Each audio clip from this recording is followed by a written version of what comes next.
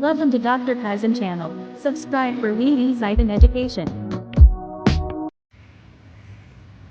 Halo, salam sejahtera untuk Anda semua. Perkenalkan, nama saya Ahmad Prihatin.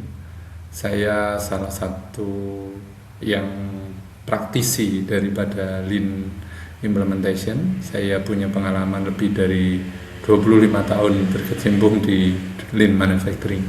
Nah, pada kesempatan kali ini saya mencoba untuk berbagi pengetahuan, berbagi knowledge dan wawasan juga yang saya dapat dan saya pelajari selama saya menekuni Lean Manufacturing ini. Nah, jadi ini adalah awal saya untuk berbagi, dan ini adalah video pertama juga untuk menjadi awalan saya untuk berbagi, dan mudah-mudahan menjadi manfaat untuk para pemirsa semua. Nah, sebetulnya apa sih Lean Manufacturing itu? Lean Manufacturing itu adalah sebuah filosofi, sebetulnya filosofi atas sebuah proses ya, production yang berfokus pada memaksimalkan nilai yang disampaikan atau yang diberikan kepada customer dengan keterbatasan sumber daya atau meminimalkan modal. Ya, dengan basic idenya itu adalah melakukan lebih banyak dengan modal yang sedikit. Ini aslinya dari Jepang di era 1950-an dan saat ini sudah menjadi global industri. Nah, prinsipnya itu ada 3: memaksimalkan nilai customer, menghilangkan pemborosan, dan juga saling menghormati dan memberdayakan karyawan. Kemudian untuk aplikasinya pertama kali itu setelah Perang Dunia Kedua itu di Toyota, di mana mereka Jepang itu kalah perang dan mengalami masalah keterbatasan sumber daya, sehingga dia itu tidak bisa memiliki sumber daya yang sama seperti Amerika, tidak bisa menerima kalau gagal atau melakukan banyak pemborosan juga tidak memungkinkan, sehingga mereka harus menciptakan sebuah sistem untuk menghilangkan atau mencegah pemborosan tersebut. Nah, saat ini hasilnya itu Toyota menjadi salah satu industri otomotif yang paling menguntungkan dan handal untuk perusahaan otomotif ya. Prinsipnya mereka itu ada 3 area, itu adalah just in time, continuous improvement, kemudian saling menghormati antar tim, kemudian itu adalah fleksibilitas. Jadi mindset atau sistem ini itu sebenarnya nggak hanya untuk otomotif tapi lebih juga untuk semua area, bukan hanya di Toyota. Kemudian root cause-nya atau akar dari filosofi yang terlihat itu sebenarnya ada di Kaizen, yaitu perubahan menjadi lebih baik.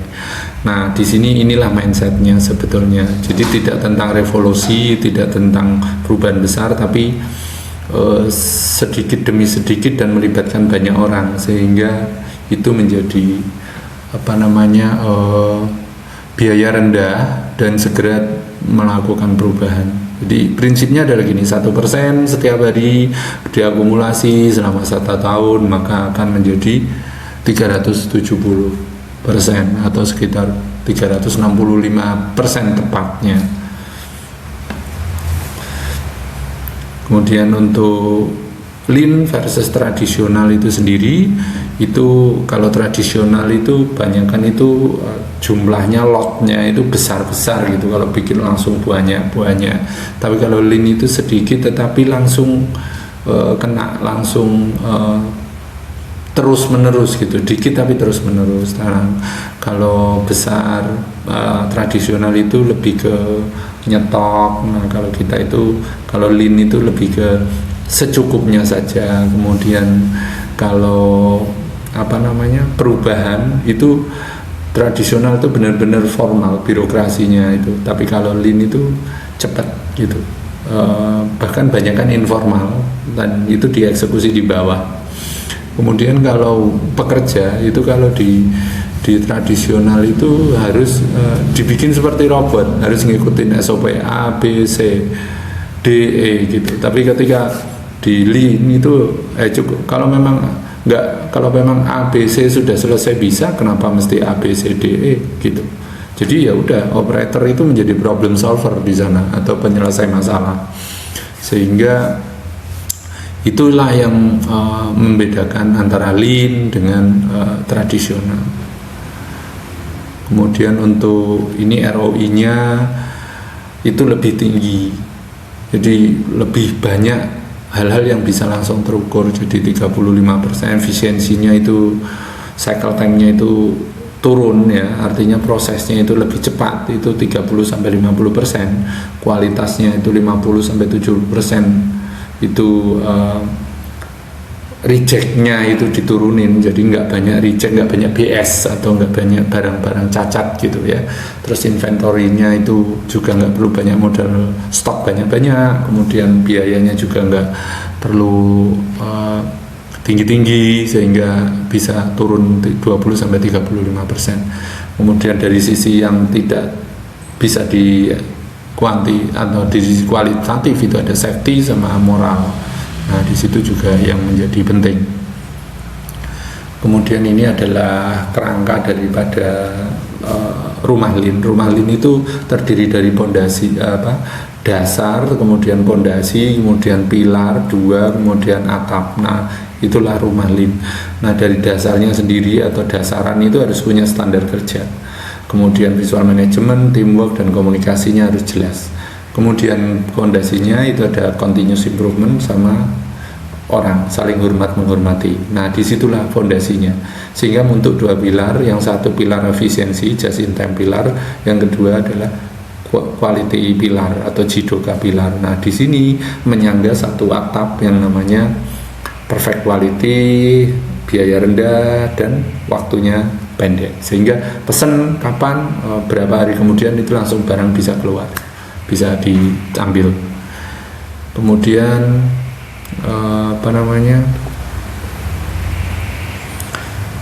yang berikutnya adalah tipe pemborosan yang harus dieliminasi. Itu ada transportasi, ada tadi inventory udah saya sebut, kemudian gerakan, kemudian tunggu, kemudian overproduksi, kemudian overprocessing, kemudian defect.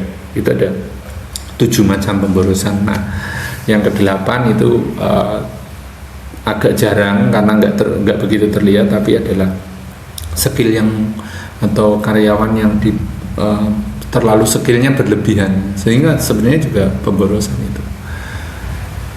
Kemudian untuk mindset itu juga ada fokus kepada customer, itu mindsetnya. Kemudian nilai dari setiap karyawan, kemudian continuous improvement itu selalu. Jadi tidak tunggu sampai perfect, tapi ya just do it gitu ya, lakukan saja, not perfection nggak apa-apa, tapi tetap improvement terus. Kemudian transparansi dan data, ini juga data itu penting. Kalau mengambil keputusan bukan berdasarkan asumsi tapi data. Kemudian long term thinking itu adalah pemikiran jangka panjang, jadi lebih ke long term thinkingnya ya, itu mindset prinsipalnya. Kemudian mitos versus realita. Lean itu banyak orang bilang Lean itu mengurangi orang, memeras orang lah istilahnya, membuat orang bekerja lebih banyak, orangnya dikit. Bukan di situ, tapi lebih ke orang itu diperhatikan, yang dia lakukan pemborosannya di mana, itu yang dibenerin, itu yang dihilangkan pemborosannya, bukan orangnya. Jadi orangnya tetap dipertahankan supaya melakukan hal-hal yang lebih valuable di dalam pekerjaan begitu. Kemudian Lean is only for manufacturing, itu juga tidak. Lean itu bukan hanya untuk manufacturingnya, Lean itu bisa untuk di mana aja, kesehatan, layanan, ya, pemerintahan, software dan sebagainya. Kemudian Lean itu murah untuk diimplementasikan, tidak murah, harus ada investment di sana. Training itu menjadi salah satu hal penting. Nah, tapi yang harus diperhatikan adalah ROI-nya. ROI-nya itu tinggi karena yang diinvestasikan itu adalah long term-nya. Lean is one time project, salah juga, bahwa Lean itu bukan satu project satu kali, tapi lebih ke continuous improvement, sedikit-sedikit tapi terus bergerak gitu ya. Kemudian ini tadi contoh bahwa manufacturing tidak hanya lean, bukan hanya di manufacturing tapi juga di berbagai bidang kehidupan lah ya, ada kesehatan, ada software, ada logistik, service dan sebagainya. Kemudian ini adalah perjalanan lean. Kalau Anda ingin menerapkan lean, ini tahapan-tahapan atau kondisi. Ya, kondisi di mana lean Anda itu atau level lean-nya, ada awareness, itu baru kepedulian aja. Oh iya ya, ternyata ini waste, ini apa ya, itu ini bisa dibenerin, ini enggak. Foundation itu adalah training, dikasih skill dulu, dikasih skill, basic tool, training, proses stabilisasi ya, bla bla bla. Pokoknya orang itu udah ngerti sistem, udah ini diajarin dulu. Kemudian akselerasi, nah sudah mengerti, baru dikasih project dan juga sudah mulai dilihat hasilnya. Nah kemudian yang keempat itu jadi budaya. Setelah itu baru excellent. Nah excellent ini Anda sudah bisa menjadi benchmark ya, seperti itu. Kemudian bagaimana membangun atau memulai, ya ada 7 tahap. Itu ada leadership, harus itu. Kemudian visi ditetapkan, training tadi training people, mulai dari yang kecil, bikin kecil-kecil aja, kemudian ukur dulu secara menyeluruh, diukur dampak, biaya, budget, benefit dan sebagainya. Nah, kalau itu berdampak bagus dan positif, harus rayakan dulu bahwa ternyata berhasil. Kemudian kasih reward atau apresiasi kepada tim yang bekerja. Kemudian scale up atau artinya perluas gitu, atau itu kalau itu tadi di satu area perluaslah, kalau itu bisa di copy ke tempat-tempat yang lain. Nah itu adalah tahapan-tahapannya. Ini contoh aja tadi bahwa lean itu tidak harus mahal. Dari contoh ini tuh hanya simpel. Jadi tadinya ada operator yang setiap jalan untuk ngambil pisau atau ngambil alat itu 2 menit. Jalan, balik lagi, jalan, balik lagi dalam 1 hari. Nah, dalam 1 hari itu bisa sampai ratusan kali. Nah, solusinya apa? Itu didekatkan saja atau disiapkan semuanya dalam 1 hari di situ, dekat dia. Intinya dekat dia, tidak jalan. Nah, artinya kan tidak banyak mesti alat, gitu. Hanya mengubah posisi atau istilahnya kalau dalam manufacturing layout itu sudah bisa menghilangkan yang itu tadi, atau bisa meningkatkan 3,5% productivity. Itu contoh kecil saja. Jadi hari ini kita belajar tentang lean manufacturing. Saya menjelaskan sedikit tentang lean manufacturing, Kaizen, benefitnya itu harus bagaimana, kemudian ternyata pemborosan itu ada di berbagai macam, ya bukan hanya di manufacturing. Kemudian untuk bisa sukses itu apa saja yang harus dibikin untuk sukses lean. Itu ada mindset pertama, alat dan komitmen. Oke. Itu saja yang bisa saya share untuk saat ini. Terima kasih untuk waktu dan perhatiannya. Salam sukses, sehat selalu.